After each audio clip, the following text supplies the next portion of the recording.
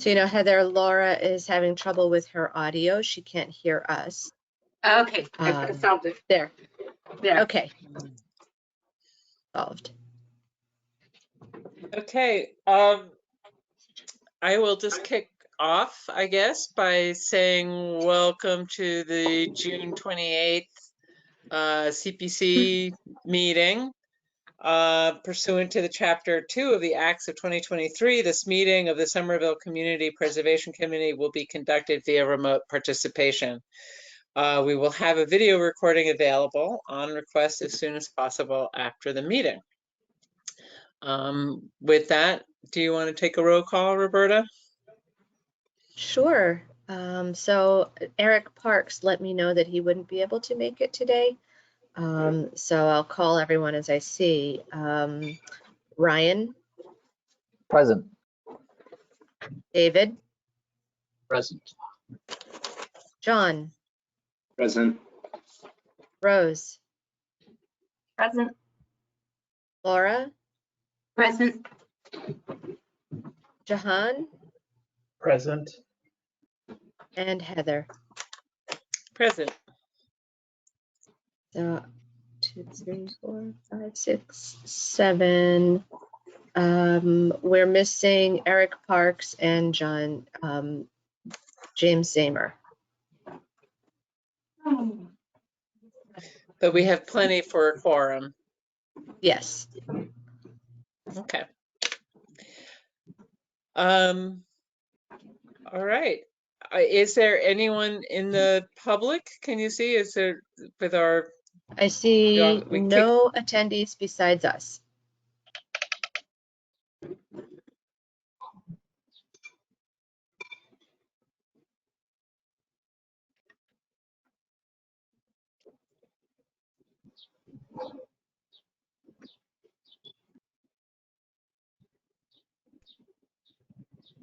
Roberta? Yep. Oh, did you not hear me? I'm sorry. There are no other attendees besides us. Okay. All right. Great. Then I guess our first agenda item is approval of the meeting minutes. I do see that there is probably an error because David Turin appears both among the members present and absent at the last meeting.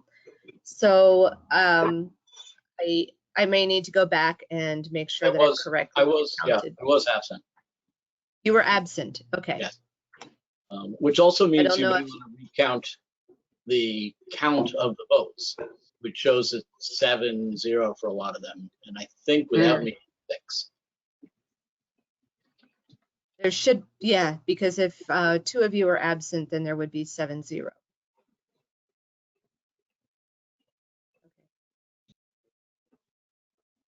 All right. I had a very minor correction of the minutes. It's on the last page under exhibits, item 4. There was a spelling error of the word change. Got it. So super minor, but nothing of substance. I guess as long as the votes are correct. The Henry Hansen, we didn't specify in the minutes which fund that those monies are coming from. So I don't know if we need to do that this meeting or if it's sort of assumed to be open space. And I think it's fine. It's reflected in the recommendation. And I don't think that the committee has to say which of your accounts it's coming out of as long as you recommend it. okay. Did anyone else have comments or corrections on the minutes? Okay. I did not. I thought they looked fine, and maybe I'd be happy to make a motion that we pass them with the changes suggested, the spelling correction and the changing David is absent, to absent rather. Can I have a second? Can second. Jahan, okay. Whoops. I lost you guys on my screen, but I know you're there. We're all I can here. call the roll for you. Okay. Ryan, Yes. David, I don't know what the practice is. Do I get to vote or should I abstain? you can vote. You're just acknowledging that you've received the minutes essentially. Then I'll say yes. John, Yes. Rose, Yes. Laura, Yep. Jahan, Yes. and Heather.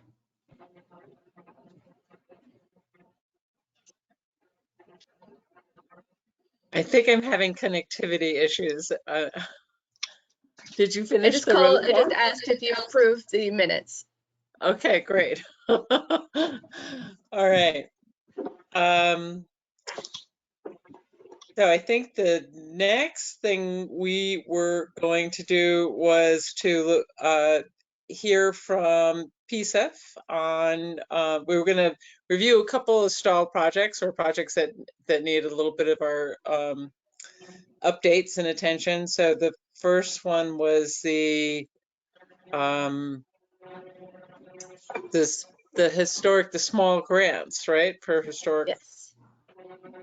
Yes, So and I'll- Sarah White is here to talk about this. Okay, great. Good Hi, Sarah, evening. take the floor. Yep. How are you? Can you all hear me? Yeah. Great. No, thank you, Madam Chair. Nice to see you all again. Looks like it's brighter where you are than where I am, which is quite a bit north of the city. It looks like it's ready to downpour. So I'm sorry if my color is really off. I certainly notice it and it's really displeasing. So yes, what questions can I answer for you? I have information to give to you, but I would also be happy to answer any questions that any of you have beforehand.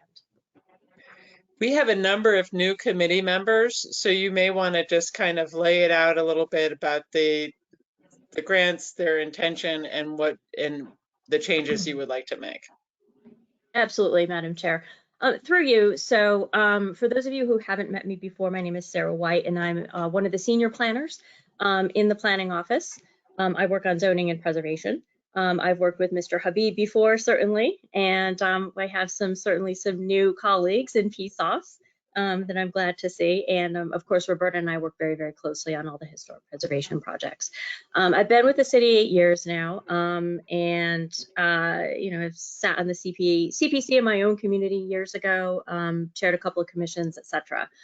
Fortunately, divested myself of all of that. And one of the things that that the planning division brought to this committee, gosh, I think about 7 years ago now, was a proposal to create a fund, which we refer to as the Local Historic District Small Grant Fund Program. Create a fund in some ways along the lines of, let's say, an open space acquisition fund. Only the intent was to obviously not acquire historic structures, but was to allow for sort of mini grants up to $15,000 to local historic district property homeowners to take on smaller projects that perhaps weren't necessarily, not that they weren't meritorious of CPA money, but rather they were so small that coming to the larger commission might not have made sense. So we envisioned it in the planning division as, let's say somebody had modillions or cornices that were rotten away in certain areas, and it wasn't something that was going to cost $40,000, $50,000, but was something smaller that a homeowner could take on. And if that preservation work were visible from a public way, met the criteria of the Secretary of the Interior standards, and met the local historic district guidelines that we have, and also received a certificate of appropriateness from the Historic Preservation Commission, which is required for work of that nature on a historic structure, then they could apply separately through the planning division for funds distributed in the same fashion that you distribute your larger funds, in a grant fashion with a preservation restriction, educational component, etc., for the passing public to learn from, and use these small funds to make these improvements on their properties. And I think that we have been trying to get it up and running for the past 7 years. And one might think, well, gosh, you've had 7 years to do it. Why in the heck couldn't you get it done? Which would be a very valid question.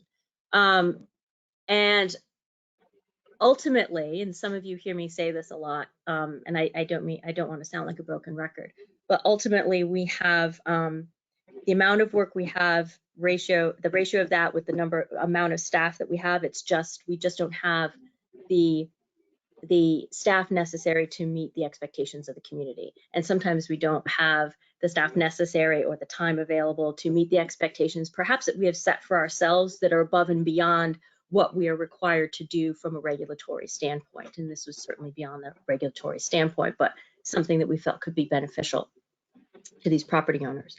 And so that is the situation we have found ourselves in for the past 7 years, and nothing has changed. We are very pleased to have received one additional planner unexpectedly from the council during this budget season. So we're very pleased about that. However, that doesn't provide us enough, that doesn't distribute the wealth of work that we have sufficiently to be able to give this the time and attention and oversight that it would need. Now, this is not to say that Ms. Cameron wouldn't have an enormous role in this process as well, were we to actually roll this out and get this up and running. But she also can't be the only one to do the lifting on it. So it really takes a combined effort. So this $150,000 has, despite stops and starts, remained unused this entire time.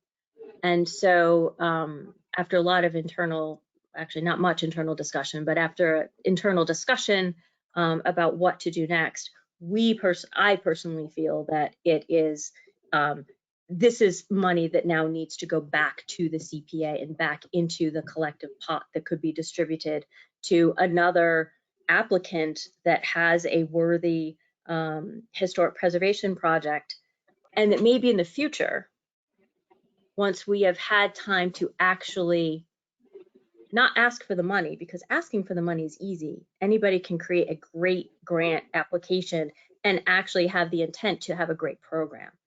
But creating the structure of the program is the massive heavy lifting. And so perhaps the next time we come back for something, it will be after we have created the structure of the program that we would like to implement, and then be able to say, these are the details of what we'd like to do, and then, be able to make the case for asking for the money for that program. And for me, it's particularly disappointing. I think it could be very good and very helpful for a lot of people, but it's not doing anybody any good if it remains unused. And I think it could be put to much better use at this point. Ideally, I would love to see some new applicants, like new organizations that have historic structures and maybe are like social service organizations, and more of them come and ask for funds from you. And perhaps some of this money could be used towards a project like that in the future. Something that also addresses, historic preservation, but in terms of also, equity as well, inclusion, and hopefully help some more communities that could be better represented and perhaps have not received the benefit of monies like this before. So bottom line is, I'm happy to write this up in a memo and provide it to you formally for your next meeting if you would so like. But bottom line is, I do think that this money should go back to the CPA to redistribute as it sees appropriate. I have 2 quick questions. Sure. Thank you for that. Just to be clear, so the the program was never developed, right? The structure of the program didn't get developed, as opposed to it getting developed, but you're not having the resources to implement it.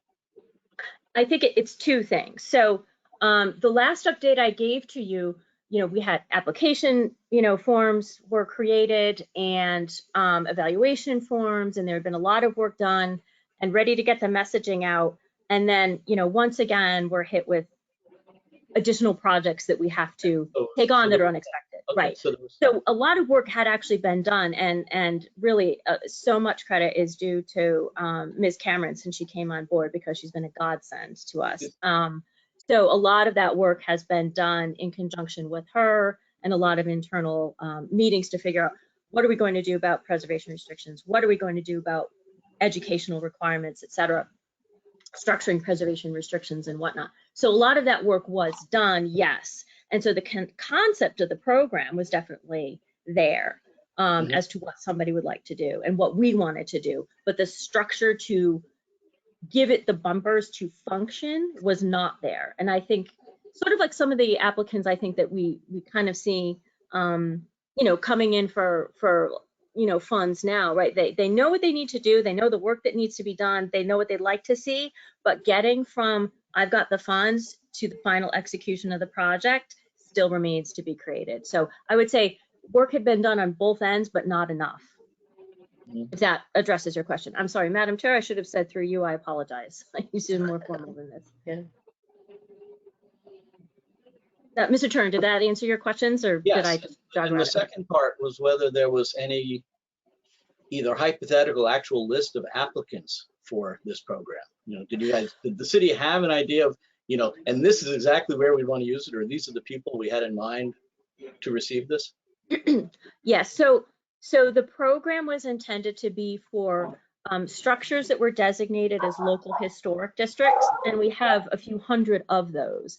But within that, we were going to create a subset whereby it was to be local historic district structures that had no more than 4 units in them. We didn't want it going to larger multi, unit condo buildings and that type of thing. So smaller properties. One of the questions though that came up is that, could there be, and if so, how, some sort of income qualification component for that too, right? Is there another subset that we could look at that could benefit from this even further? That gets a little dicier to figure that out. And there's a lot of caution you need to have when you're looking at that type of analysis. So I think that I know we found ourselves, feeling a bit stymied, and we were sitting there with a feeling of consternation, and how do we suss through this to create something that is achieves the goal from a physical, architectural, historic, aesthetic standpoint, and helps people who own these properties, but how is it equitable? How do we make this program as equitable as possible? So in that sense, in the much larger, deeper thinking of what a program should look like, that is something that I think needs further sussing out in the future, were we to explore something like this again. Okay, yeah, thank you. Sure. Mr. Habib. Thank you so much. So first of all, I wanted to say I fully appreciate the number of projects that the planning department has undertaken. As a member of the planning board, I see a lot of the projects, but I know that there's more work that's being done behind the scenes, and I certainly appreciate what you do, Ms. White, and also your colleagues as well. So I think that when it comes to the idea itself, I think it's a very worthy and noble goal, and I understand that at this point in time, it's not possible to necessarily move forward, but would it be possible for this concept to be placed maybe on the back burner or in abeyance for a future time period where there is enough opportunity or resources available to restart the project? I just want to get your thoughts on that as well. Sure, thank you, Mr. Habib. And through you, Madam Chair, first of all, Mr. Hubby, thank you very much for those kind words. I can tell you that I and my colleagues very much appreciate them, as we appreciate the work that you do, because you all have a tough job. And so if I understand correctly, your question is, you know, will we put more thought to this for possibly asking again in the future? Or are you asking, would we hold on to this money now for a little bit longer to see if we could come up with something? I just want to make sure I'm answering the question properly. Sure. Let me clarify. And just to be clear, I'm thinking about not necessarily the funds that are being returned. I'm talking about just the concept. I think it's a worthy concept that could be reinvestigated or reactivated in a future year, future time period. And I just don't want the concept to go away because of the circumstances of today in the planning department. Correct. Thank you. Thank you, Mr. Habib. Yes, Madam Chair, through you. Yes, this is definitely a concept that we would like to revisit, polished, more nuanced. And we definitely don't want this concept to go away either. I mean, there are many communities that have like an open space acquisition fund. And of course, all our communities have this affordable housing trust funds and whatnot. And, but there's little for historic preservation. And so from our end, we think that we could, you know, we could have the opportunity to offer folks another means of, you know, making these improvements to. I apologize, my cat just crawled in back and I just noticed that, so I'm sorry. Yeah, so we do think that it is possible to resurrect this again, but in a slightly different form. And what that form looks like, I can't really say, obviously, for sure now. But I would venture to say that we are interested in seeing if we can equitably and obviously inclusively, but very judiciously create a concept for programs such as this, where we are reaching audiences that we tend to not typically see in this CPA application process. Reach out to those who have a, if you will, a different story to tell, and perhaps through this program we can tell a further story. And I don't want to sound too squishy when I use the term story, because I know that I don't like to say necessarily history. Of course there is that, but you know, history is written by certain people, and there are many people who have been muted, right? And we need to unmute them. You know, they're silenced in the records, and we need to bring their voices back as much as possible and as truthfully as possible. So I think that, yes, there is that possibility to do this in the future. What exactly it looks like and how to put those components together in a nice, satisfying, like Tetris form, I'm not sure, but that is something that we will definitely be looking at. I know it's something that I pined for quite a long time. So to be able to perhaps come up with something that's much more robust, I think is something that we would all look forward to. And I know I certainly have colleagues that look forward to it as well. So we've been able to sell this concept, I think, to folks a little bit more, and hopefully we can do it in the future. Yeah. That's wonderful to hear, Ms. White. Thank you so much. Very welcome. Thank you, Mr. Habib. May I ask a quick question, Madam Chair? So first, Sarah, thank you so much, especially for the clear background for newbies like me. That's much appreciated. This actually is a question maybe more for Ms. Cameron and my peers on the CPC. What is the precedent for money like this being returned that I would imagine came out of the historic resources allocation those years ago? Would it go back to the historic allocation or be fair shared across the categories according to our plan? Mr. Is it Kirakofi? Kirikov. It was going to be one or the other, and I was sure to choose the wrong one. No so, worries. Mr. Kirikov and Madam Chair, through you, thank you for your question. I will actually defer. I think I could give you the correct answer, but I will defer to Ms. Cameron on that as the CPA manager. Thank you. Yes, so what would happen is that the funds would go back to the account from which they were awarded. So that was most likely either it may have been the Historic Preservation Reserve, or a combination of historic preservation reserve and budgeted reserve. So I'd have to go back and look at, that was usually determined at the time that the recommendation was made, or it would have been determined by the CPA manager after the recommendation was made. Either way, there'll be a record that we can trace, and so it goes back to the same pool that it came out of. Understood. Thank you. Thanks, Sarah. Sure thing. I have a question for the larger group as well. Is there any kind of precedence for a program like this that you can use to build upon or model from that anyone's aware of as a small grants preservation program for homeowners?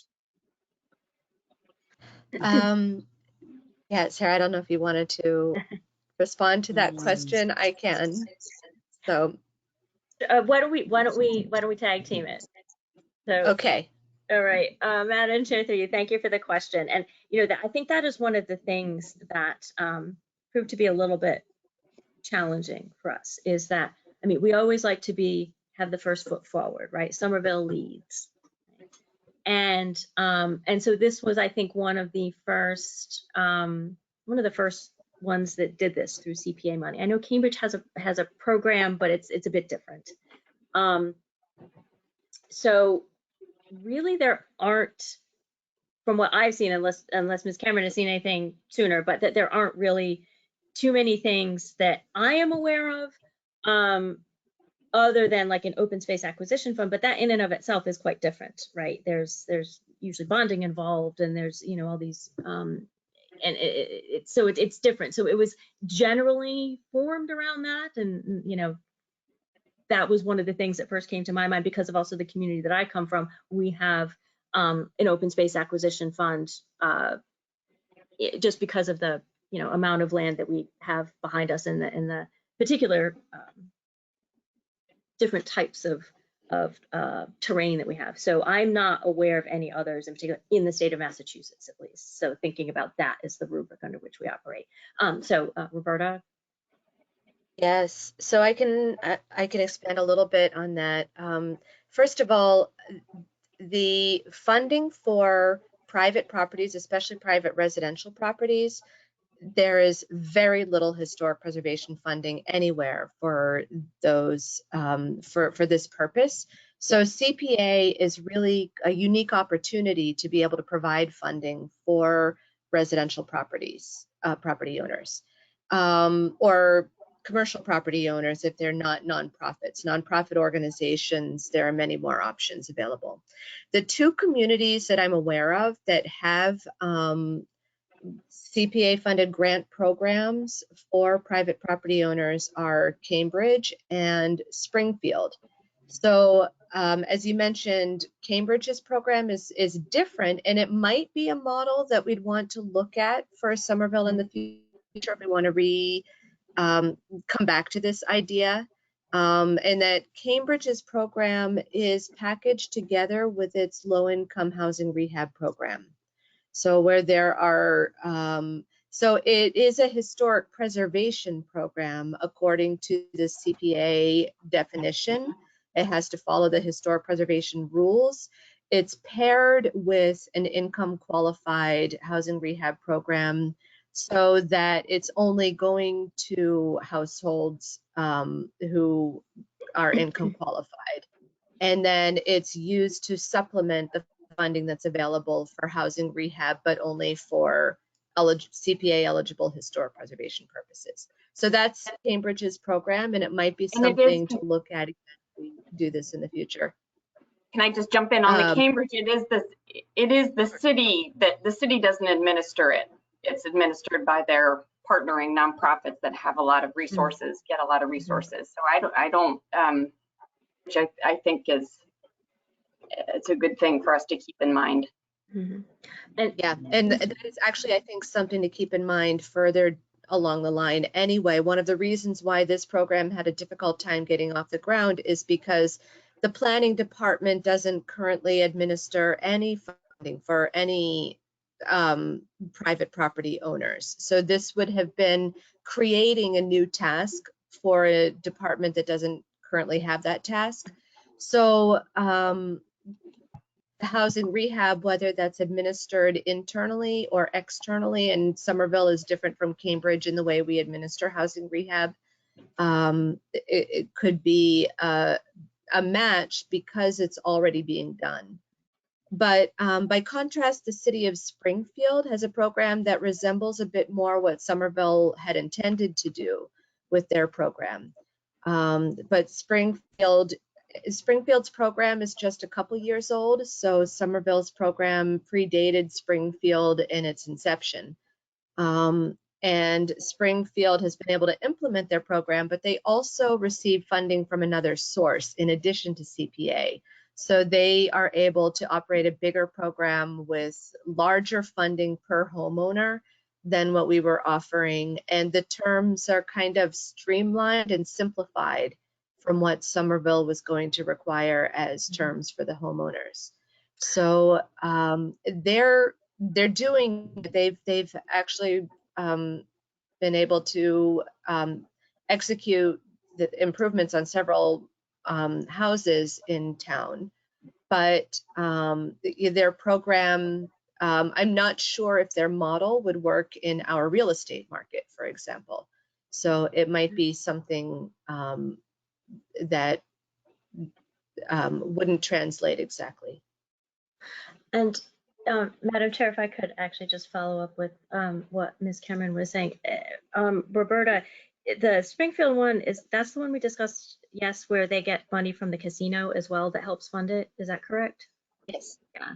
Yes. MGM Grand, whatever it is, that they have in Springfield. So as Ms. Cameron said, so another source of funding. So instead of like a small grant of like, $5,000 for a small project, which maybe 7 years ago you could actually do some of these projects for $5,000, but now with the amount that the amount that labor and materials have gone up, I think that that's another thing that we need to consider too, is that I look at my own house and some of the things I need to accomplish are no longer in the price point that they used to be. So there are some we can look at definitely some aspects of these programs in the future, and we also then have to look at how comfortable might Somerville be to what is a nonprofit we could partner with if it were something like that, or can we partner with our housing division? Do they have enough staff to do it? And our own home improvement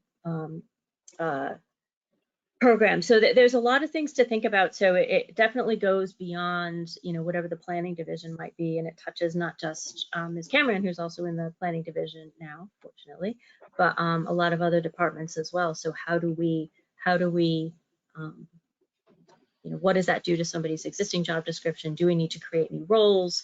How do we change, how these divisions maybe change their own processes, and do they need to think about some of their own existing programs differently, because perhaps if we were to dovetail this onto it. So yeah, there's a lot to consider. And I think that sometimes what might be beneficial to us, again, once we can wrap our heads around it again, or here and there over time, it's always good to take cues from other communities and other states too, though their laws might be a bit different. Sometimes there's a way to figure out how to make something like what they're doing in other communities, maybe work for us here in Somerville under existing state laws. So yeah, we welcome being able to look into it.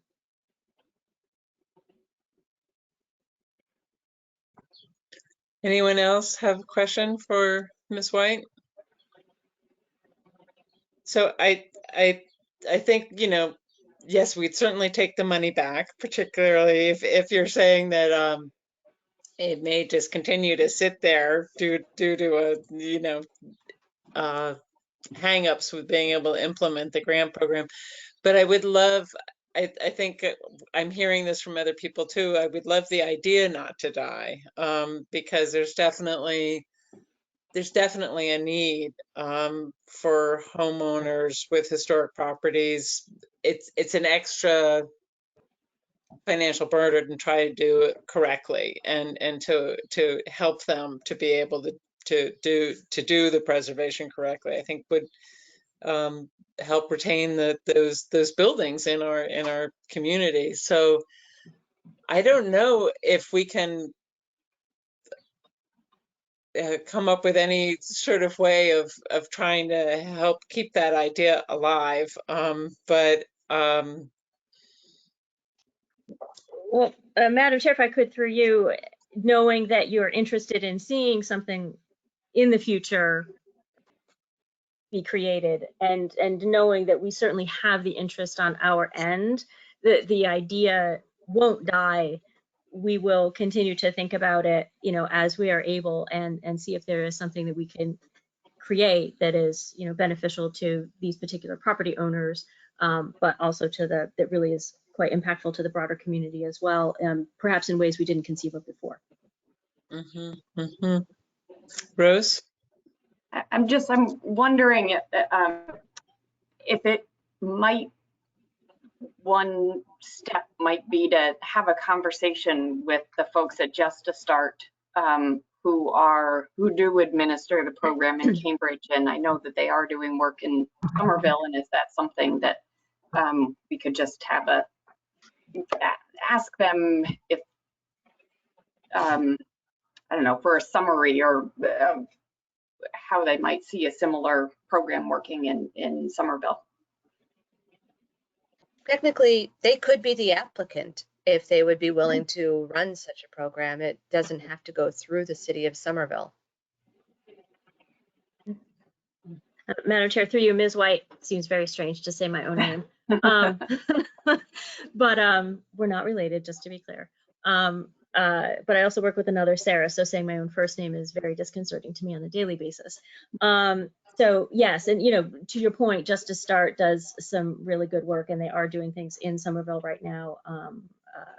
There has been a property that is a local historic district that would be particularly good for them, and I know that they're doing another project on Webster Ave that had gone through the Historic Preservation Commission for demolition review. And while the building came down, one of the agreements that was brokered between staff and the commission and Just to Start was there's this sort of, I think it's Turkish revival window that needs to be restored. And I believe that they're going to be applying for CPA money to do that restoration. So, and incorporate that into the new structure, which will be 100% affordable housing on that site. So those are some of the things that, for example, like the Historic Preservation Commission does, you know, like to do and agrees to. It might not be a whole building, but it can be a component part of it. So you still see a vestige of what was there, and it tells its own story. They will not be unfamiliar to you in the historic preservation grant realm as they come to you probably for money to help restore that window and get it installed. So I thank you for your suggestion. So I've always also felt that historic structures such as this can be excellent. Reuse of those buildings can be excellent in terms of sustainability and can be excellent in terms of affordable housing. And it provides people something that is much more unique. I mean, we need housing, period, but it's also nice to allow people the opportunity to get into housing that is not just the high-rise building or the 7-story building where it's all sort of like the same, you know, I don't want to say cookie cutter, but it's the same form, the same this, the same that. And I understand that from an treating people equitably and equally, you need to have everything be the same, but the uniqueness of some of these properties, I think, also provides a unique living situation that could be beneficial to folks. So definitely things that we'll be keeping in mind and pursuing, because there is, I think, a natural synergy between the affordable housing sphere and historic preservation as well as sustainability, as long as the barriers to entry to those affordable units can be broken down more than they are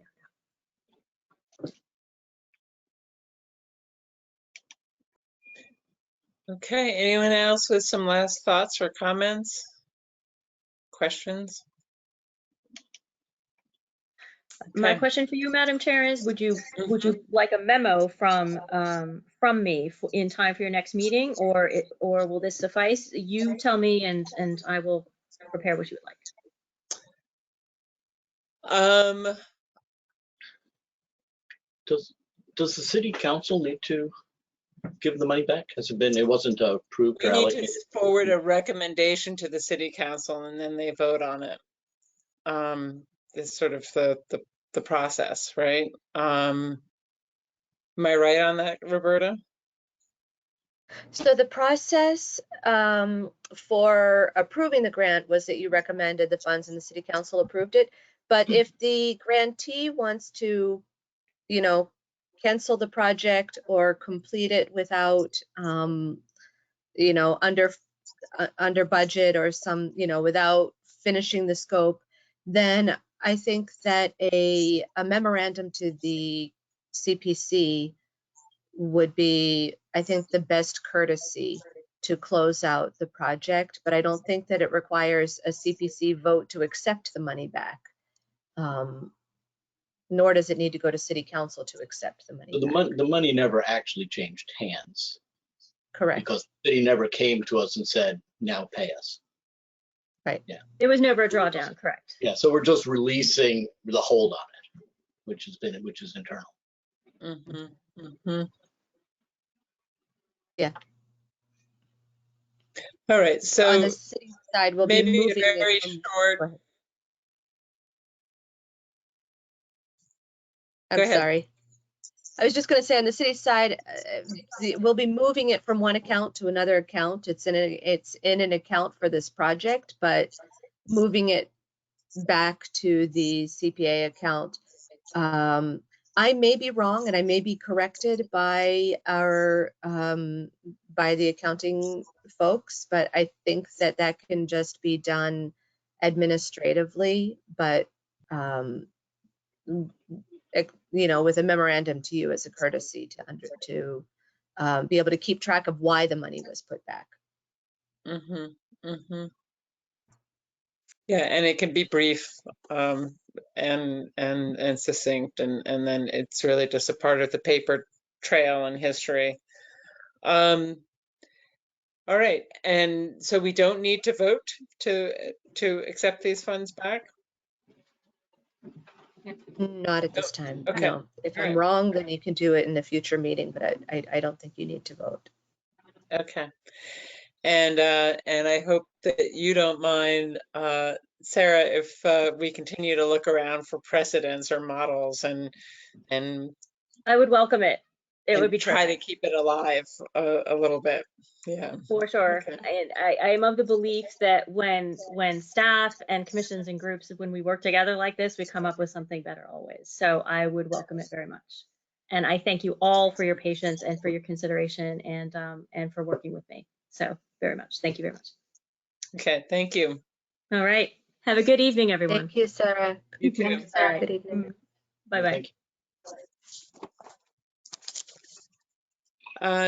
So is the Kennedy School next, Roberta? Okay. And is that going to be you, John? I am happy to speak about the Kennedy School. I Okay. prepared just a little bit of an introduction, and then I'm happy to take any of the questions. So we have a projected list of schoolyards that we have and will be constructing. Some of like the most recent schoolyards that have been completed are like the Healy Schoolyard. We are also working to complete the Brown Schoolyard and then West Somerville Schoolyard this summer. We have a process of reviewing these schoolyards and making a priority list of playgrounds to renovate. Up next will be the Kennedy School, but we don't have CIP, like capital investment plan funding for it just yet. But a key thing to help PSEF get the CIP funding is to prove that we have like CPC funding or some other funding source that helps with the design to kind of prove that there is some intention there. But we hope to be putting this in front of the CIP for its next for the next fiscal year. We currently have $65,000 in CPC funding for design services, and we do hope to request $35,000 more in this application cycle. We're requesting this increase in funds for two reasons. One, the most common reason is the escalating costs of design services pretty much at every material, labor, and whatnot. But the second aspect is that we're trying to push our designs of our playgrounds, especially schoolyard playgrounds. These spaces are extremely valuable to the development of children, teaching them valuable lessons in teamwork and socializing, experimenting and exploring. And as you know, with our recently renovated playground at the Healy Schoolyard, we are trying to design a much more engaging and accessible playground for all children. And we aren't really doing simple prefabricated structures with like wood chips around the playgrounds anymore. There's a lot of design that goes into these playgrounds, and we just think that with $100,000 for design services, this will give us exactly what we need to build a very well thought out, succinct playground in the front portion of Kennedy School. I'm happy to take any questions about that. Just a quick clarification. So when you said the next funding cycle, is that, you're talking FY 24? 24, correct. Or not 25? We're in FY 24. Right? Or the FY 24 starts on July 1st. Starts Monday. We're about to step into fiscal year 24. So FY 25 are you talking about, or are you talking about the next funding cycle beyond the one starting in a few days? I guess it would be the following cycle, but we are trying to submit the CPC application for this due date in July. So I guess, Roberta, that would mean then we would receive the funds in fiscal year 25. Is that correct? Yes, you apply in 24 and you'd receive the funds probably in the spring of 2024, but actually carrying out the project, you're probably into next summer, fall to carry out the project. Just guessing that that would be your timeline. Yeah, that kind of aligns with the design services, and then following that, construction services for the project. The CIP funding won't really come in until at least fiscal year 25. So I believe that would all line up perfectly for about 6 to 8 months of design services, community meetings, and gathering surveyors and all the information that we need to design the project. And so, did I understand correctly that like the CIP funds, are they contingent upon you being able to show you have other sources like CPC? It's not necessarily contingent, but it is a helpful component to say that we have funds for the design services, we're progressing the design services, and we would like to receive funding from either bonding or what other sources the CIP projects us for the construction of the project. Okay. And I'm sorry, CIP is? Capital investment plan. It's kind of how we allocate our funds for. It's city funding that you're talking about. It's not like a block city grant. funding, correct. Our thought process is the same way that we're doing 217 Somerville Ave. We're asking for funding for design services from the CPC, and then we seek construction funding through other grants. We could come back to the CPC for construction costs, but then ensuring that we have the remainder of the funds through city gained capital. When were these funds allocated, Roberta?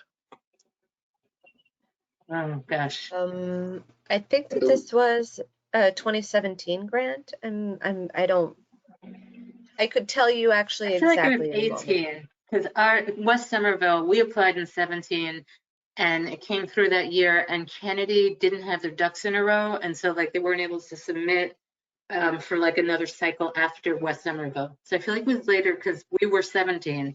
I feel like Kennedy was a year I just later. looked it up and it was 19. Yeah. Oh, okay. Yeah.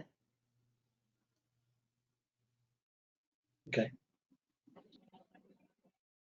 So part of what I guess I'm hearing is that, yes, the project is stalled, continues to be stalled, and the thing that's going to make it start to move forward would be a larger design budget and more funding from other sources.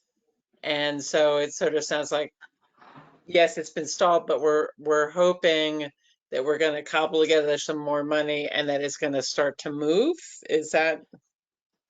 So we believe that the $100,000 is going to be enough to get the design services ball rolling. We believe that with that, we'll be able to acquire a surveyor and a designer. And then once that ball is rolling with the design, we can ensure that we're getting funding for the actual construction. It was obviously stalled because of some other projects and some replacements in staff. But we're working to kind of clear our deck of all of our projects that have been designed or currently in construction. And we're trying to initiate the 217 Somerville Ave project to get that designed and constructed. And then pretty much the next park that we're looking on our docket is the Kennedy School. Is that docket public or publicly facing? No, it kind of just comes up in conversations when we're about to ask for more capital and we're trying to figure out what projects need to be done. Our schoolyards kind of go through a more rigorous review of us kind of visiting the site, hearing from DPW, the principals and teachers, and kind of hearing their concerns about the space, hearing concerns from the parents, and kind of compiling all of those and making kind of this run through of what we believe is the most important projects for schoolyards to complete. And so this won't be an off-cycle request. This is going to be a request through the normal sort of chain of procedures. Okay, I think I understand what's. We'd be happy Any to other do questions? It whichever way. We just kind of thought the most formal way would to just come through the next cycle, but we can also just amend our $65,000 and do it through an off-cycle request if we think that's a easier, more streamlined process.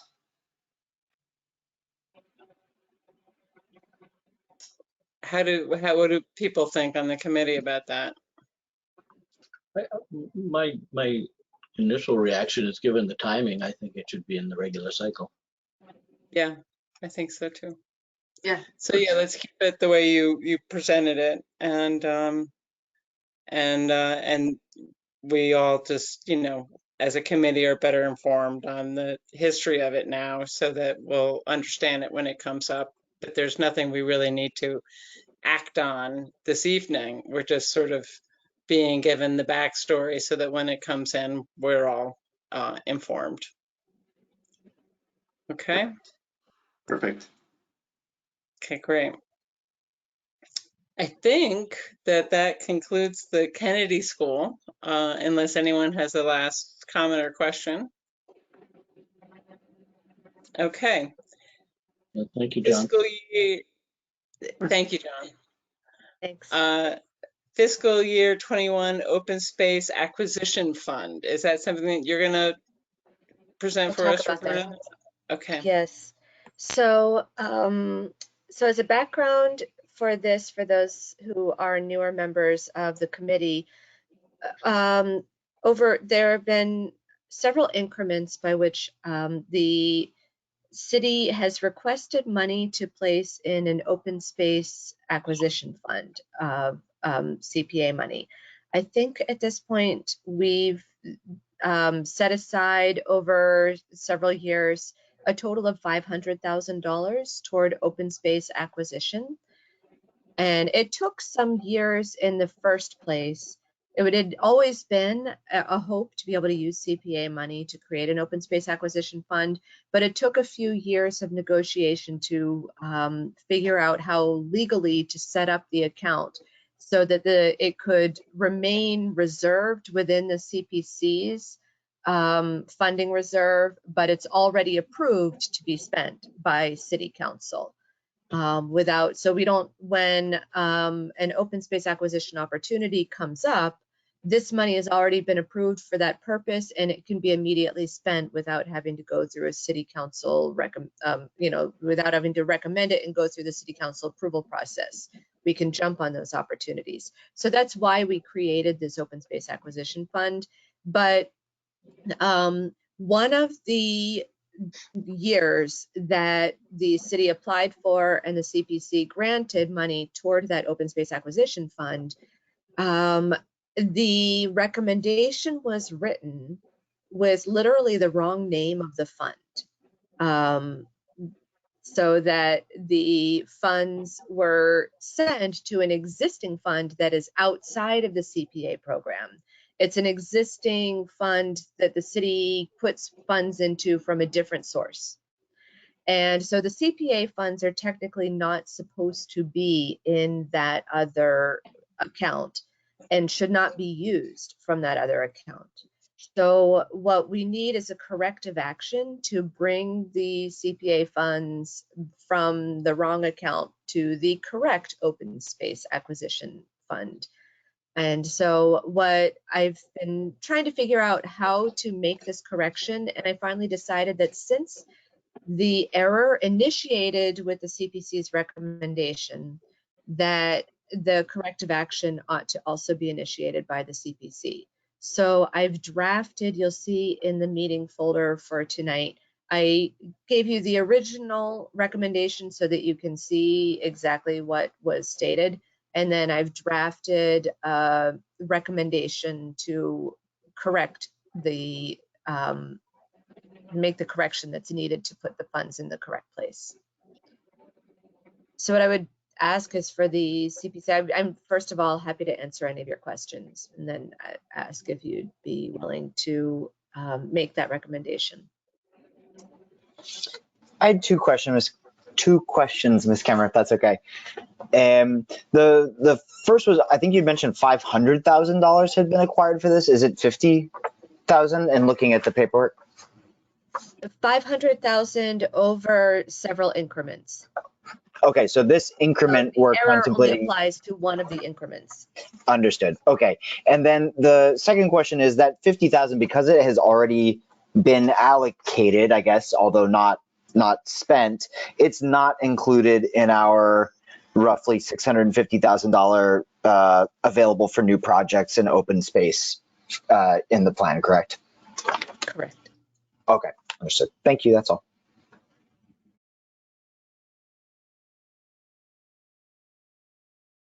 Any other questions or points of clarification? All right. So this, we do need to vote to approve the recommendation that's in the folder, or corrections to that recommendation. I think it's fine. I do actually have one Yeah. potential edit. In the last sentence, it says further, by a vote of X to X, the community president recommended appropriating 50,000 from the open space and recreation reserve to the CPA open space. But it seems like you already took it back from the open space acquisition and improvement stabilization fund in the first paragraph. So I think the second paragraph only has to say recommend appropriating $50,000 to the CPA open space acquisition fund. Because you took it, I mean, unless I'm misunderstanding, it seems you took it back in the first sentence.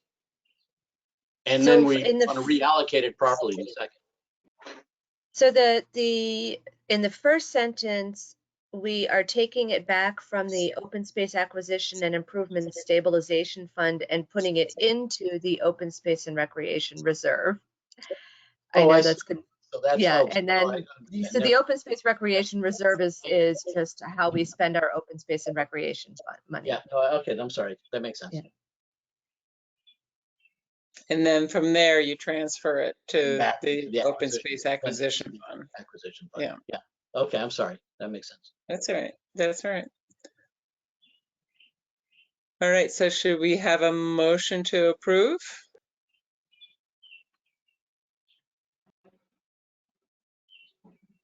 Anyone? I'm happy to make a motion. I'm happy to second. I'll call the roll. Brian, Yes. Ron, Yes. Rose, Yeah, I made the motion. Laura, Yep. Yes. Han, Yes. David, Yes. and Heather. Yes. Great. Thank All you all. Great. It wasn't on the agenda, but it was on the calendar for the year. Are we going to adapt the code of conduct at this point? So I just wanted to give committee members a reminder about the code of conduct, and you may choose to adopt it as a whole committee, but I do still need to have the code of conduct signature form returned to me by any members who haven't already sent it. And if you're not sure, you don't remember whether you sent it or not, you could sign it again and send it to me, or just follow up and ask me whether I have yours. And there's a copy in the meeting packet of the form. Yeah. Okay. All right. So that's more of a reminder and a please do this. Project evaluation. Yes, so I'm opening up the 2023 calendar as a prompt for me to be able to talk about so this is just a chance that I wanted to give committee members to look forward. Do you want to share that calendar? Sure, yes, I will do that. I'm working on one screen tonight, so let me make sure that I have the screen correctly showing what I want to show before I share it. Okay. Right. I think you should be able to see it on my screen now. Yes. Okay. Yep. And right now I'm looking at the summer, but I want to bring up the fall. So the process has been typically for the application evaluations that we receive so we're scheduled to receive the full applications in mid-September this year.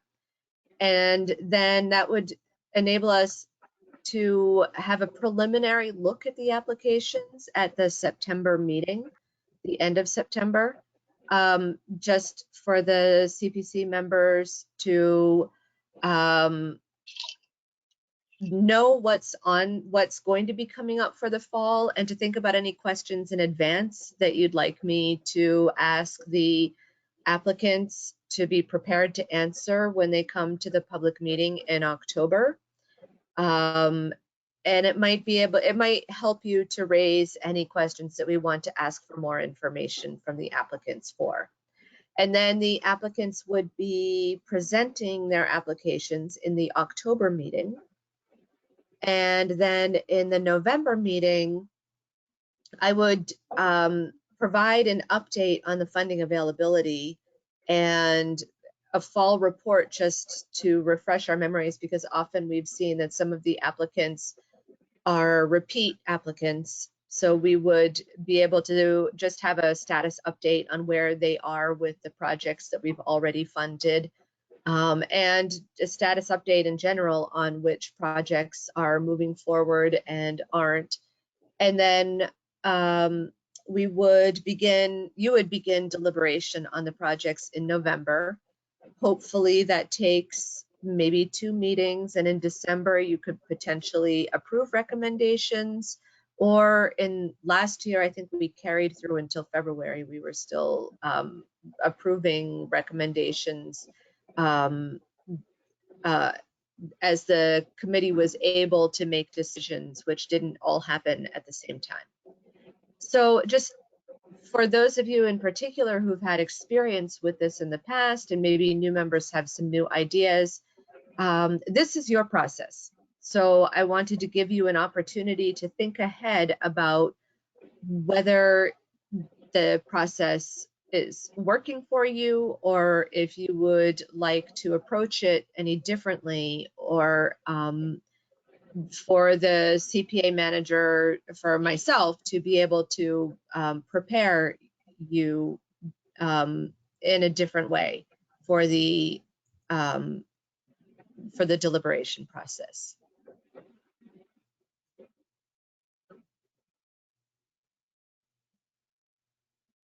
Maybe your answer is we don't need any changes, but I wanted to give you the opportunity to discuss it before we enter the season. The season, right?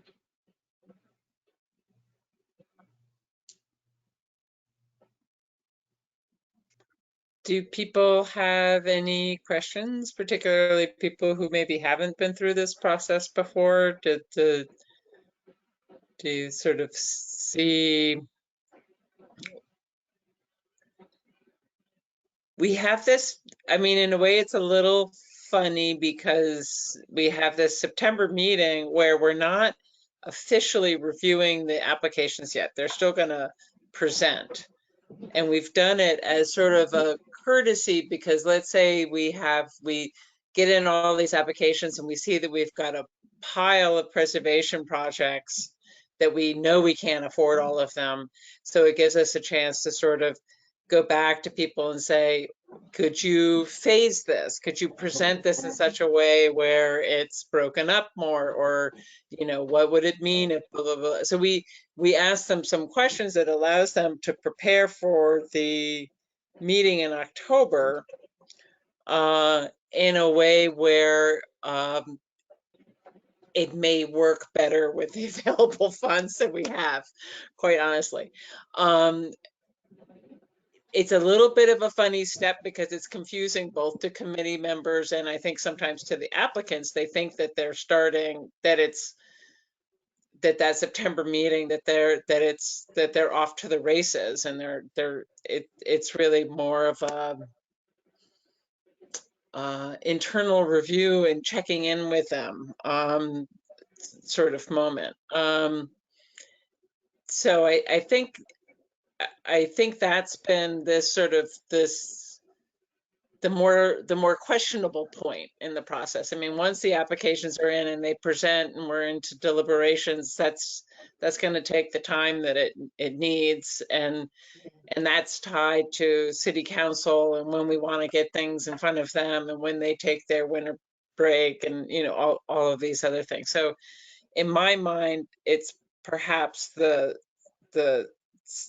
September activities that are the ones that are maybe the most flexible in terms of retooling. I'd be curious to know if anyone else has the same impression that I do. Madam Chair, that's that was exactly kind of where I wanted to ask questions as well. So if there are follow-up requests from us, requests for more information or clarifications or whatever, do those need to be done in a public forum like this, or can they be handled via email after receiving an application? So I will listen to your input and then I will communicate with the applicants. And so last year, there was at least one applicant who we asked to come back and talk with the committee again because the committee had questions of a scale that really needed to be addressed in a public forum. But I think some of the other projects we were able to have internal conversations and then reflect those changes without it needing as much discussion with the committee. Part of it is Roberta's role as like sort of the CPA manager of kind of assisting these people through the process. So there's a certain amount of that, which is just the nature of educating people who haven't been through the process before. And there's kind of a tipping point of when it needs to then sort of go back to meeting to a larger public meeting. But I think Heather gave a good example of us realizing we didn't have funding for all of the projects. And I think Roberta went back to them kind of in between our meetings and suggested that they, you know, introduce some phasing notions. But all of those discussions within the committee about the phasing, that was all done in the public forum. We didn't have off meeting discussions, I don't believe. You know, I mean, Understood. and we can't do that. I think anytime more than whatever a quorum is talking, that has to be a public meeting or an open meeting. Understood.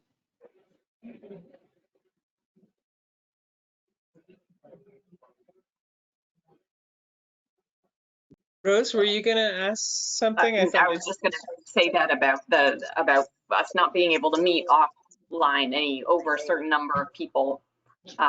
It needs to be an open meeting. Mhm. I would just say that I would agree with Heather's analysis of where, if we were going to tweak where we could. That, you know, the process after we're deliberating over the applications, it is what it is, kind of, you know, in terms of how long it takes and dovetailing with City Hall and what have you. And so it is that sort of that first initial step, those initial apps, sort of what they're called, that where there's room. I'm not sure that it needs to be tweaked. I mean, we've done it a few times and it works. As Heather said, and Roberta, you pointed out, the applicants think that maybe it's something more than it is or what have you, but I feel like with the process the way it is, a lot winds up in Roberta's lap, basically, because she's serving as the public face and the guide to the applicants. And I mean, that might be just the nature of this committee and Roberta's role too.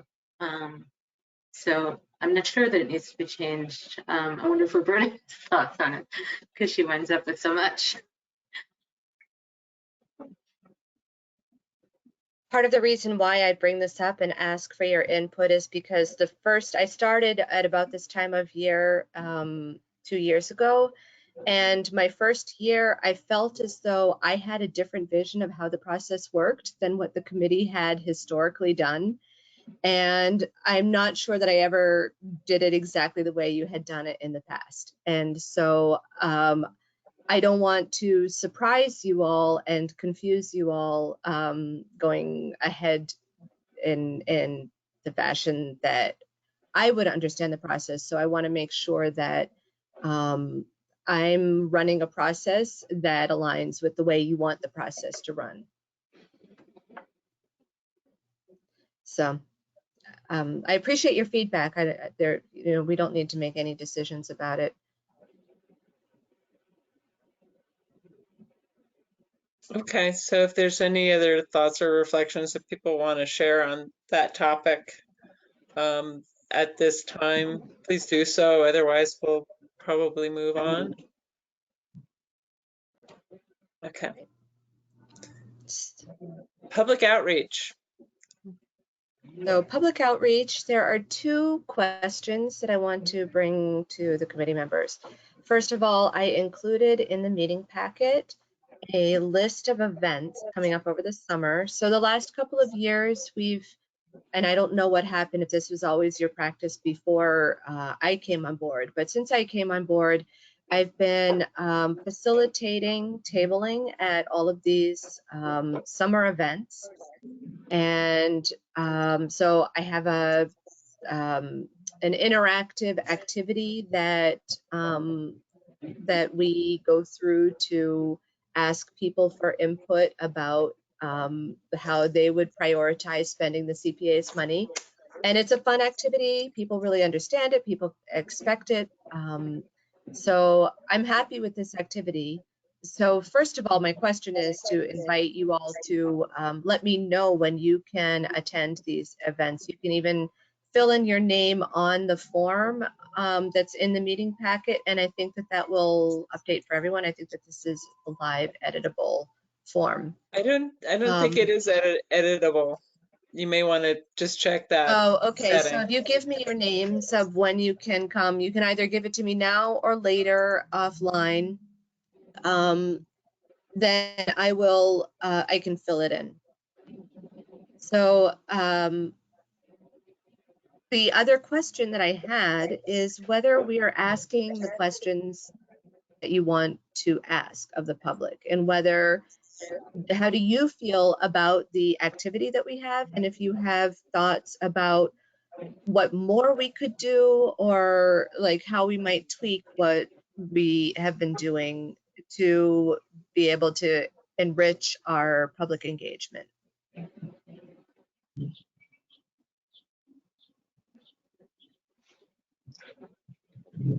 So I'll jump in with my feelings about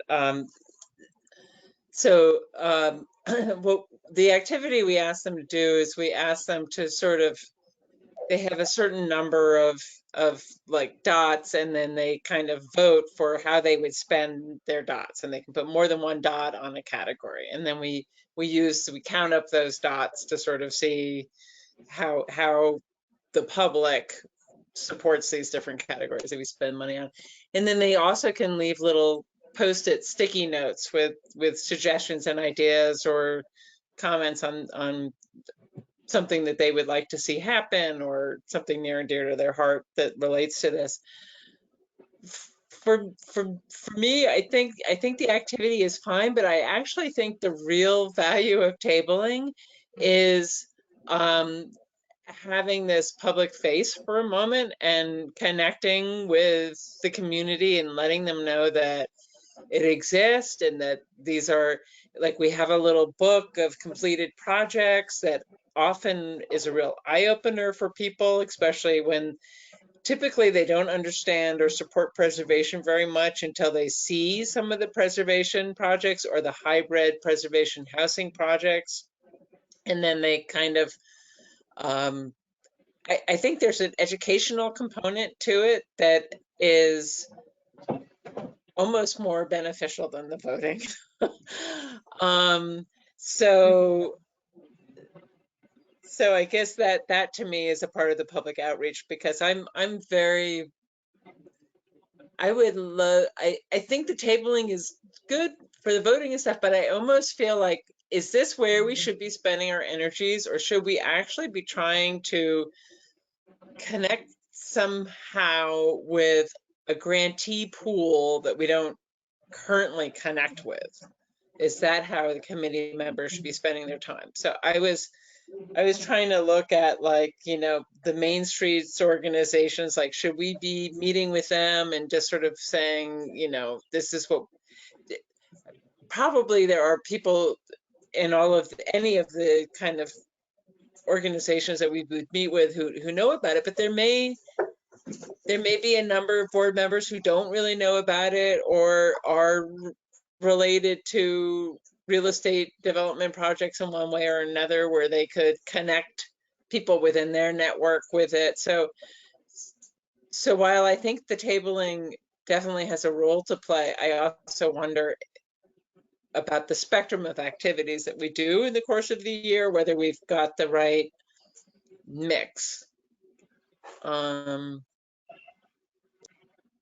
and if also, I guess, in addition, if we have all of the events that we want to have on that sign up sheet, like the East Somerville Carnival stuff wasn't on there, and What the Fluff wasn't on there, and that's a big one. That's big turnout to the Fluff Fest. And so I guess to break it down, do we as committee members feel like there is an activity that we don't currently do that might actually help us get to those diversity goals or expanding the grant pool goals, so that in a way that we haven't tried yet? I was thinking about what geographic, exercises we could use. I know, planners use, maps with stickers all the time. I'm not sure the extent to which that's applicable for grant programs like this, but I do love the idea of doing more highlighting of projects that have been funded, and specifically saying which of the 4 categories it's under. I don't know if we have budget for these types of outreach or not. It would be great to get some boards made with some, nice imagery, so that, I think the book is probably very impactful, but drawing the eyeballs of people walking by. And I think that'll be beneficial both to just, general public education over what the CPC does and where their taxpayer dollars are going. It also may catch some of these prospective grantees that you're thinking of who aren't aware really of the fact that there are these dollars out there. So I think you could achieve two goals at once with that.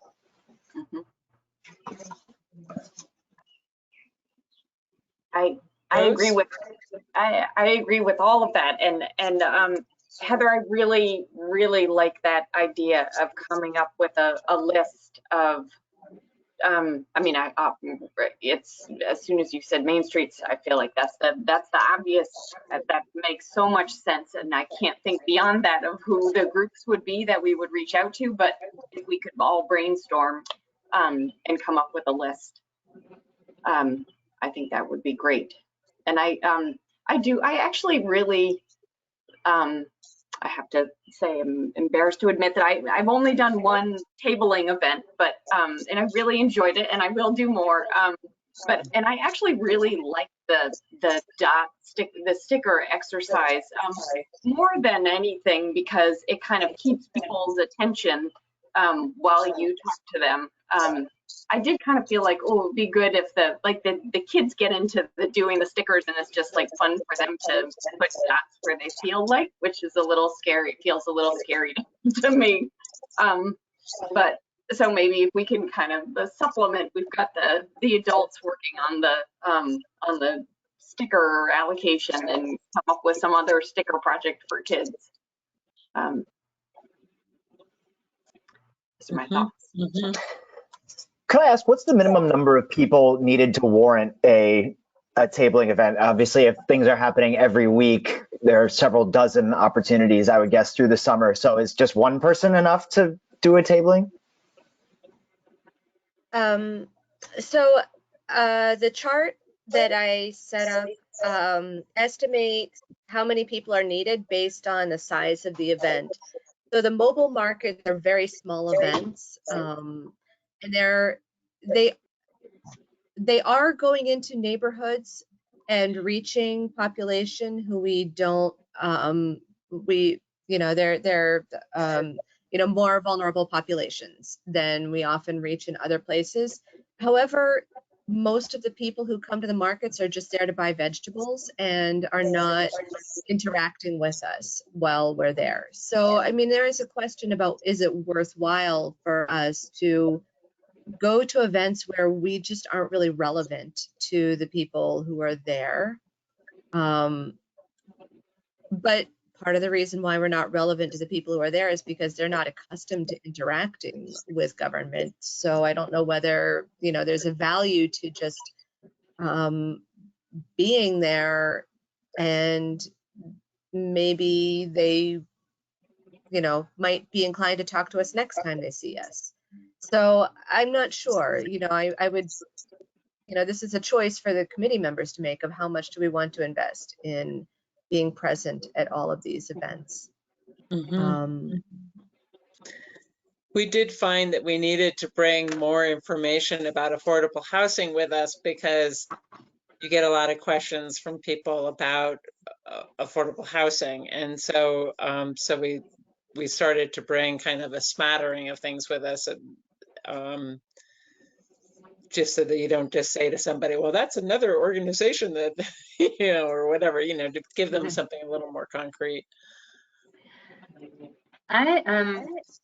For what it's worth, I found tabling at West Branch a really effective place to be, because you could say, look at this building that we're in, and this is it. Because not everybody knows who uses that library. Not everybody knows that that was CPC funded, and it's just a lovely project. And so, I don't know, getting there at rush hour, or maybe Saturday morning is a busy time. I'm just thinking, like, when are we gonna have, when you like to see a lot of people, because it's not an event, but it's a great location to table, in my opinion.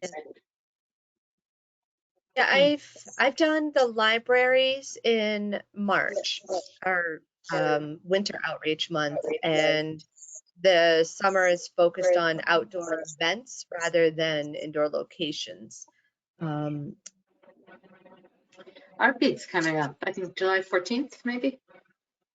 I did not sign up for a table for Art Beat, so Oh, okay. I'm too late to get that one. But that also goes to Heather's point that there are events that we're missing. Yeah.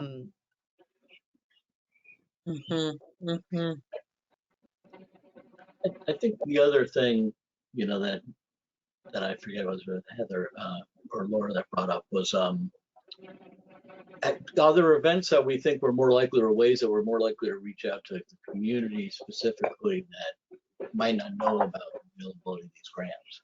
Because I do feel like in the 2 years I've been doing it, it's kind of the same players that keep coming back for more money. And I don't know whether that's just the universe of projects out there or whether it's because they're the ones that know about the source. And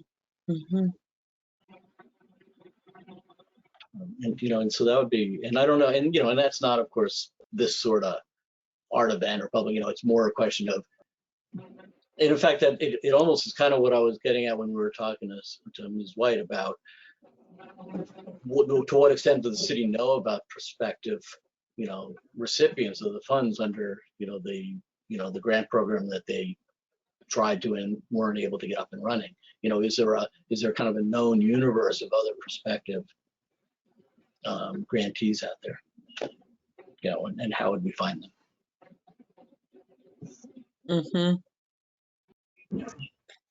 I do think finding some way to be like multilingual, either with like brochures. I know we carry some brochures with us that are multilingual, but maybe having, I don't even know if this is possible, but like a translator with us, or being able to kind of make a survey that's more like picture friendly, more like interactive, that someone's willing to pick up and take home with them and do that, and it's in multiple languages. I do think kind of like reaching out to the different groups of community members is probably one of our best ways to get a diverse range of applicants. So our little handout brochure is multilingual. And I know our surveys also are multilingual, but maybe just like creating like an online version of the survey that like has a lot more like precedent images of like what we've done in the past, and kind of like connecting those dots of what could be done, and like maybe your idea or project would work for CPA funding.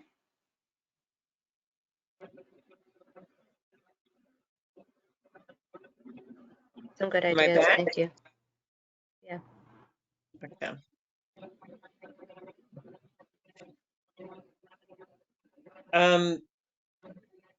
One thing I wondered, it sort of goes along with this whole thing about reaching the community, was has City Council voted on our recommendations from this year yet? Yes, all but the Adams Magoon House, because we have been slow at having the legal documentation prepared, but I am very close to having the legal documentation ready to pass on to the homeowner and then to City Council. Did we finalize? Did we actually finalize a funding mechanism? Recommendation. So we did. Okay, even without them having those agreements in place.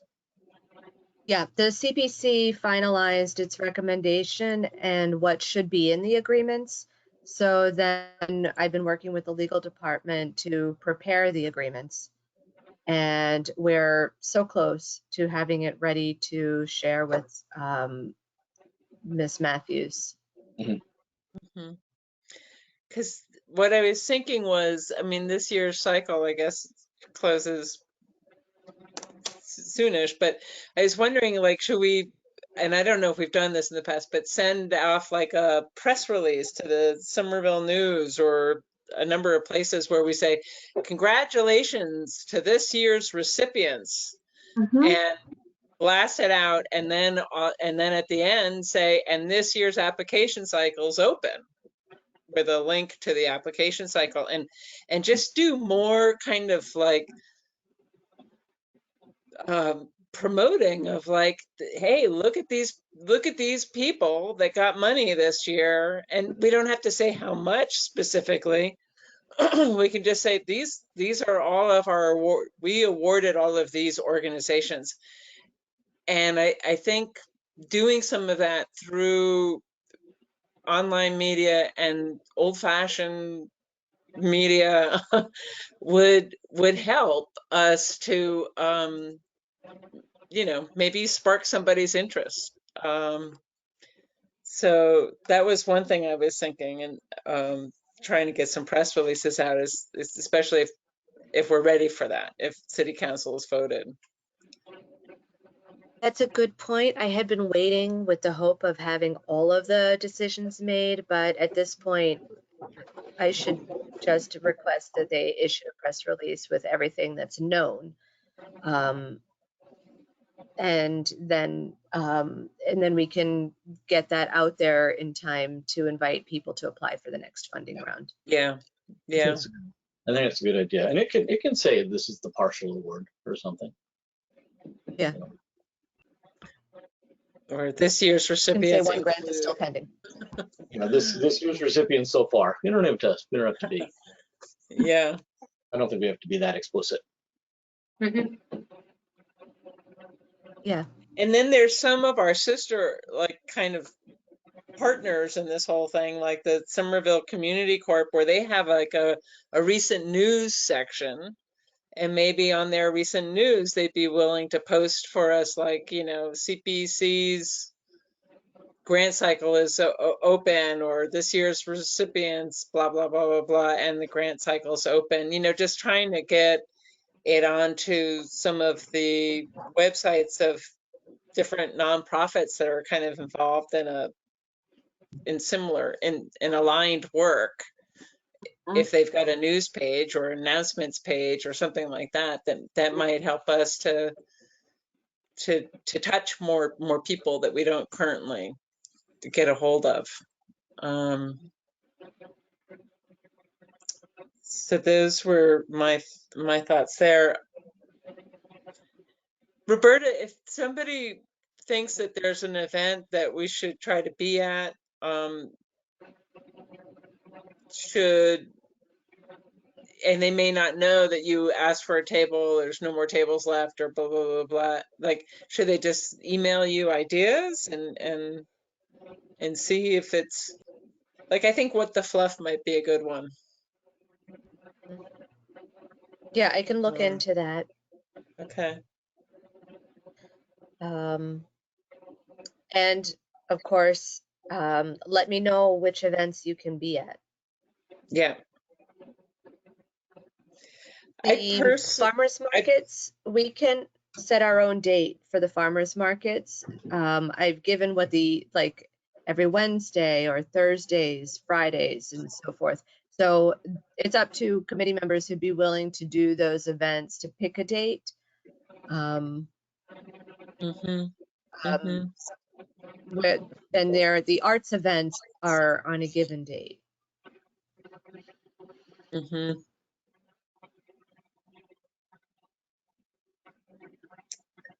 Okay.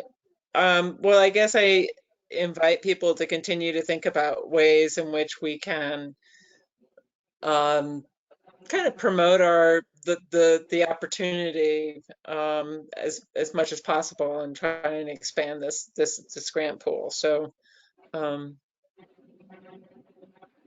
think about that and pass along ideas and sign up.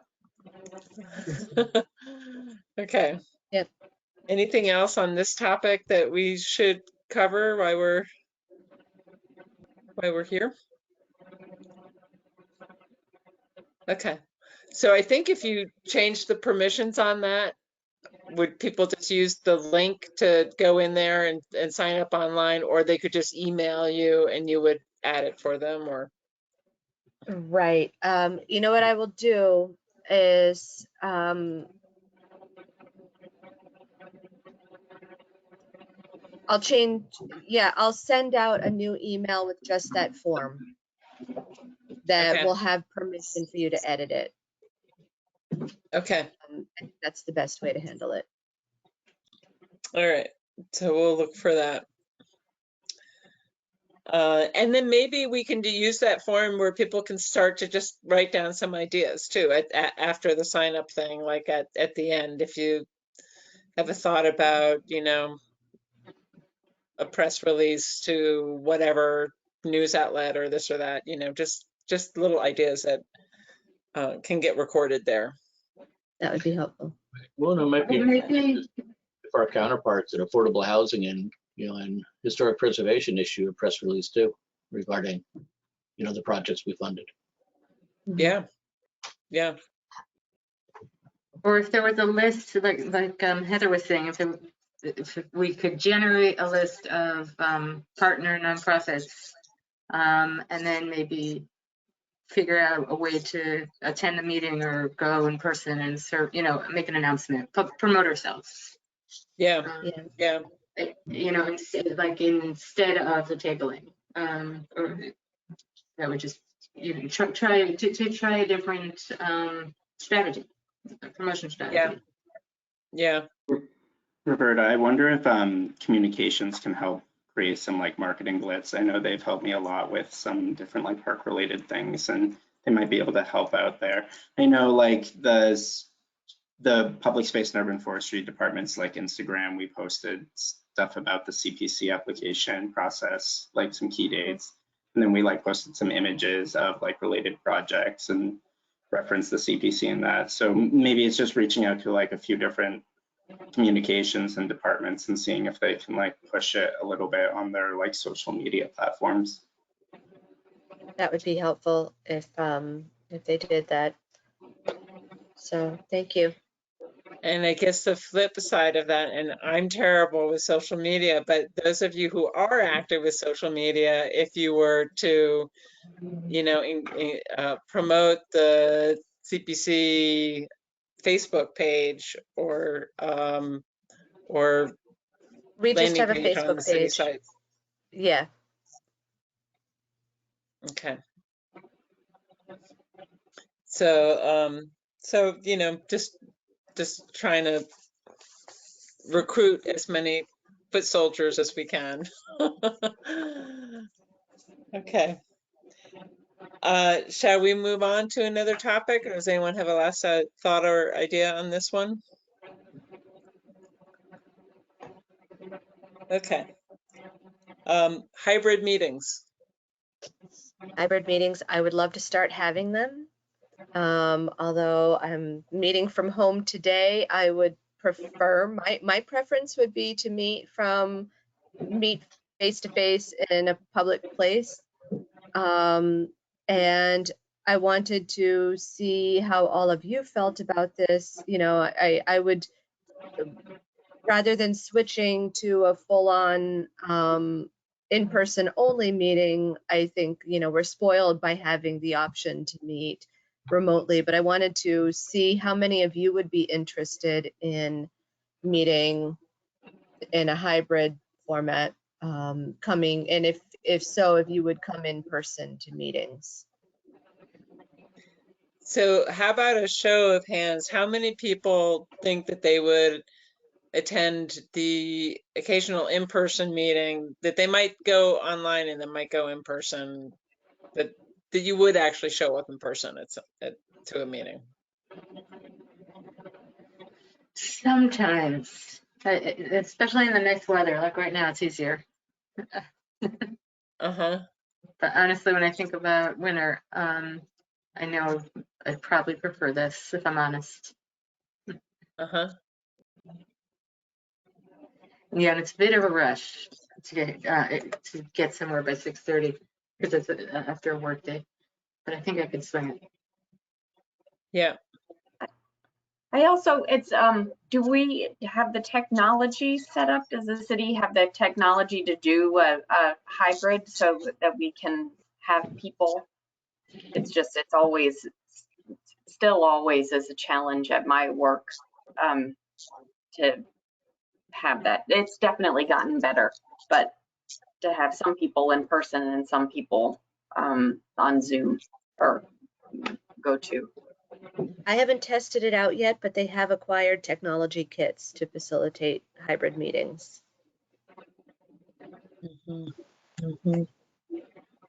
So I saw John, maybe, has PSEF done hybrid meetings? We haven't done hybrid meetings. We are still keeping to Zoom community meetings and outreach. Yeah, and I know, David, does the Concom meet entirely remotely as well? I'm trying Yes. to remember if Malik Entirely does. remotely. And I was under the impression, because I think our chair would like to have gone back to in-person, and I had a feeling he was waiting for authorization to do so. But I don't know what that process is. Maybe that's happened and I didn't hear about it, or he didn't hear about it. I know for like public community meetings, like if we're gonna design a park and we like have to host that meeting, it's still virtual. I think that got extended another year, like in the summer. I'm not entirely sure though, but I do believe there's still some type of legislation that's keeping us remote for the time being. so the legislation allows us to meet remotely. It does not require us to meet remotely. Okay. One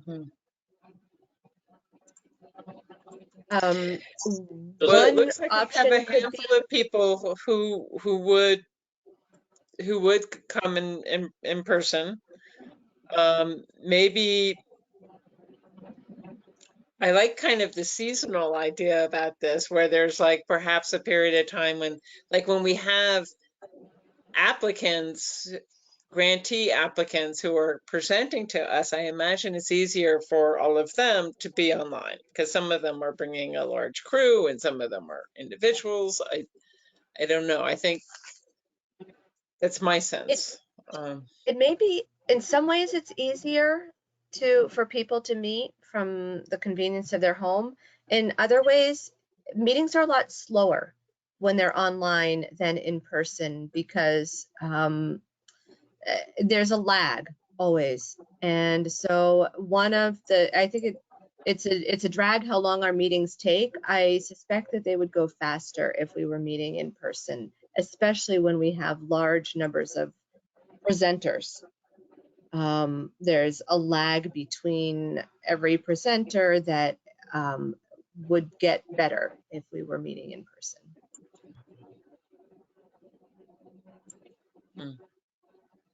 So my inclination, I'm actually pretty happy with the remote meetings, but if the consensus was to go back in person, then I probably would go back in person rather than being remote in a hybrid meeting, because I do feel like that's kind of the worst of both worlds.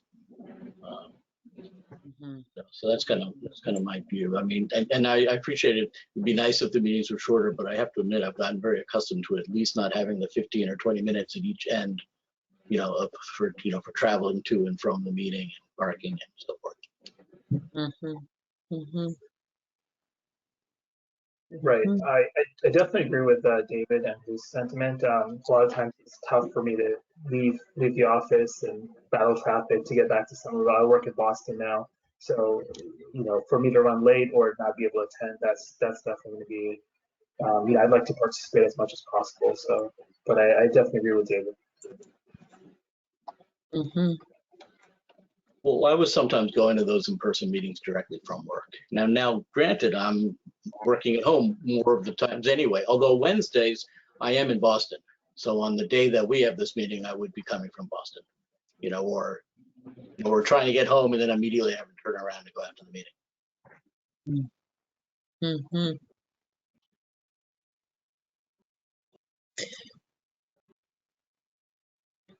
So I guess I guess one thing I started to think as you were talking was, does that influence the start time of the meetings? If they're in person, do we stick with the 6:30 or do we start a little bit earlier so that people finish up work and they don't have to cool their heels or something? You're right. It could go either way or start. I mean, the Concom meeting started at 7, and that's a little more relaxed, because you get home and have some time. Where on the other hand, if we made it earlier, then I would definitely come right from work. So it's it's 6 of one, half dozen of the other. Yeah.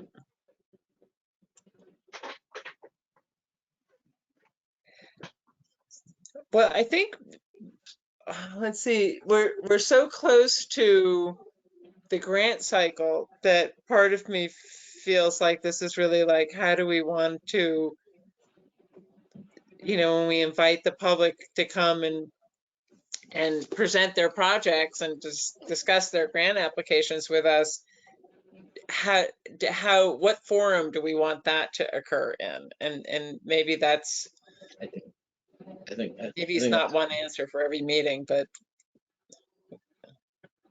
So I've only been on the committee for, remotely. And I guess I would be really interested. I don't know whether other people that have been on it or Roberta have a perspective of, do the applicants, would they prefer in-person presentations and hearings?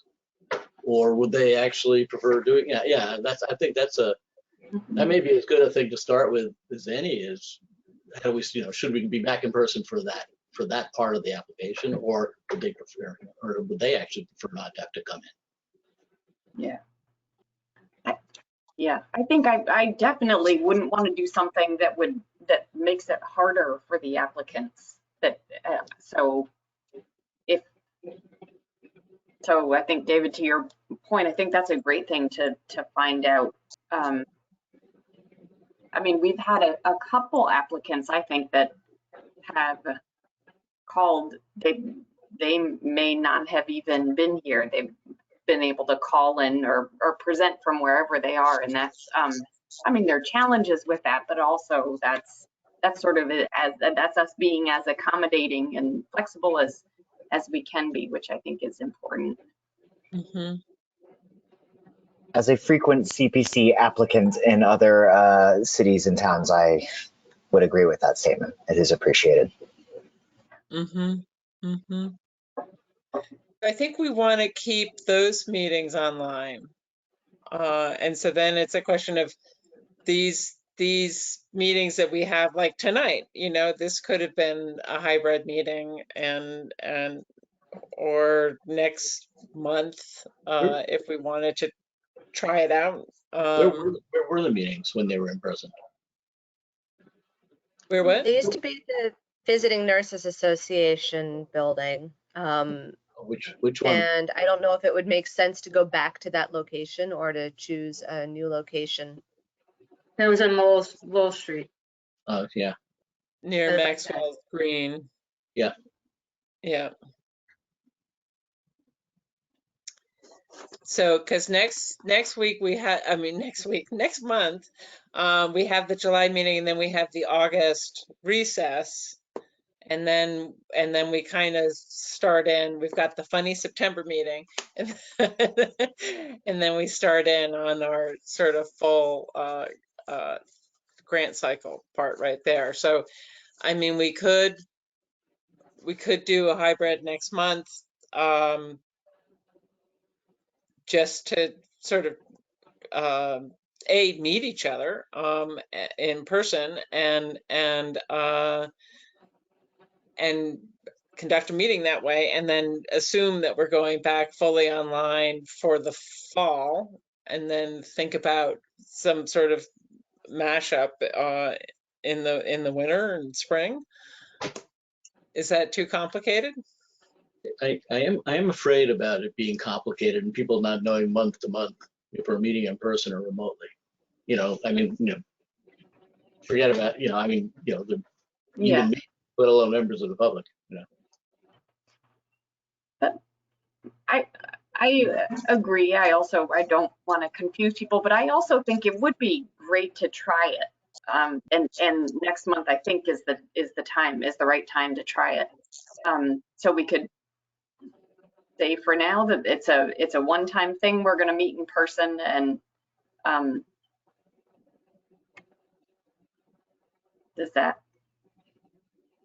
should we do that? I'm up for that. I think this is a nice time of year to try it. Again, I'm just thinking about the light and the weather and biking and driving in the dark and those kind of things. Yeah. I do have a disclaimer that I'm not going to be able to attend next month's meeting. That was something I was going to bring up at the end, but So I'll be And it's not sorry. because we're meeting in person. Yeah, exactly. It's a One time. pre-existing conflict. Yeah. Although there is another member of the Conservation Commission that expressed interest in attending in my absence, so I was going to let you guys know and reach out to Roberta, after this meeting. Okay. I don't know if she wants to go in person, but that won't be up. Well, are we going to do the hybrid option for anyone who can't make it? Can we say we strongly encourage people to be there in person Yeah. Yeah, there is something nice about seeing each other in person for once, because it's been years, right? Yeah. I was at an event and I saw Alan, and he was like, "Oh wow, it's the first time we meet live," and it was nice. It's sweet, right? It's been a weird time, so for that alone, and plus, like I said, it's easy in the summer. I say let's try it.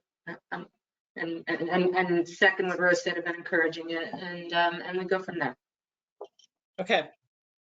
One last question then is, would you prefer for me, and raise your hand when I say the answer that you want to hear, would you prefer for a location that's closer to City Hall, kind of the Central Hill area, closer to Davis Square?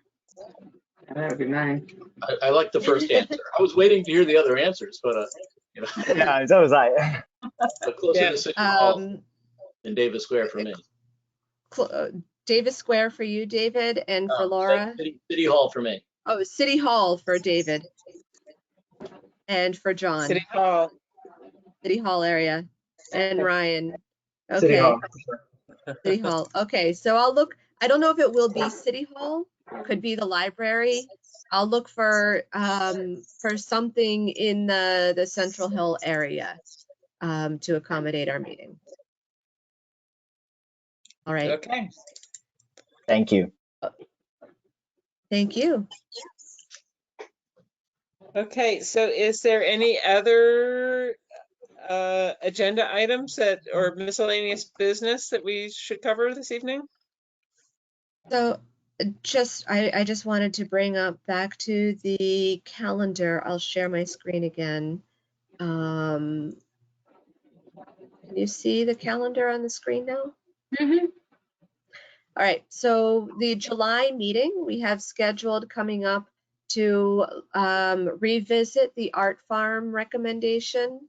I'll be sending out some reading material for that for the committee members to look at what had been proposed when it was originally recommended, and then we'll look again at what was presented to us last winter when we heard from the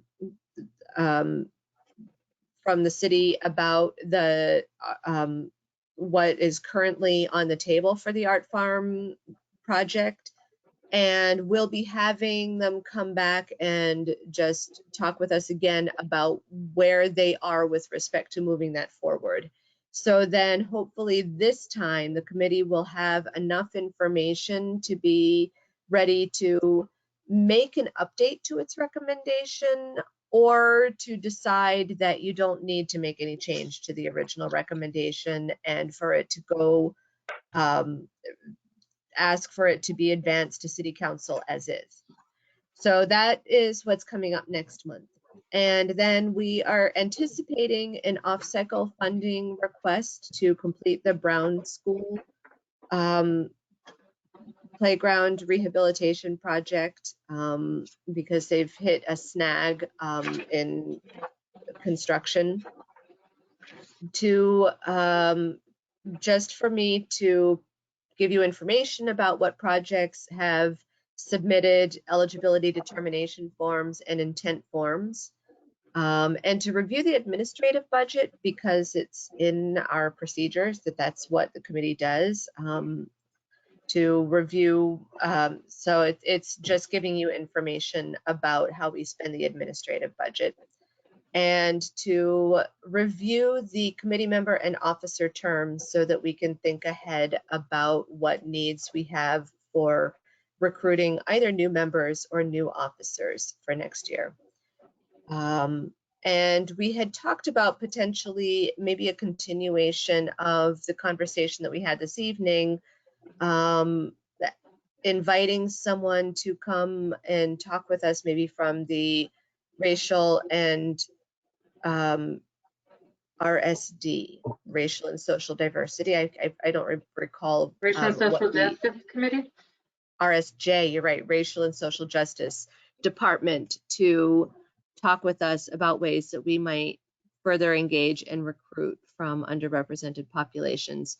So this is what I have. This is just a draft of what the agenda might look like. So I would take your input about what you'd like to talk about in the summer months when we have more room on the schedule to and to bring up subjects that are not related to the application cycle. Mm-hmm.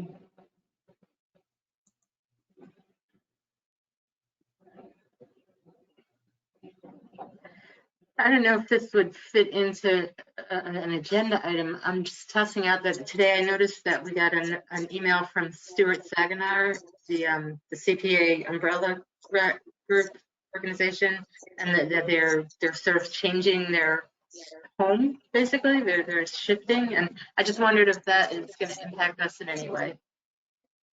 I don't think it will impact us. Okay. Yeah, I did not see anything in the coalition's newsletter today that directly impacts us yet. Okay. More funding would be nice, although that additional funding, because we didn't budget it this year, if we do receive additional funding, we'll be able to spend it next year, not this year.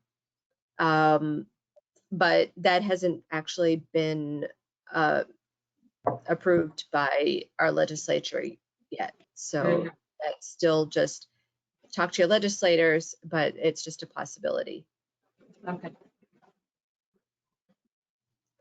All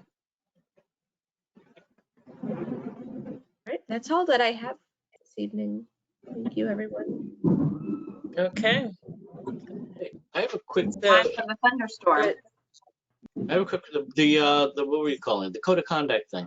I was actually going back to see your email as to whether that could be signed electronically. But I also saw your email, at least the most recent one I saw, said, "Oh, you don't have to sign it yet." So I don't, did that change?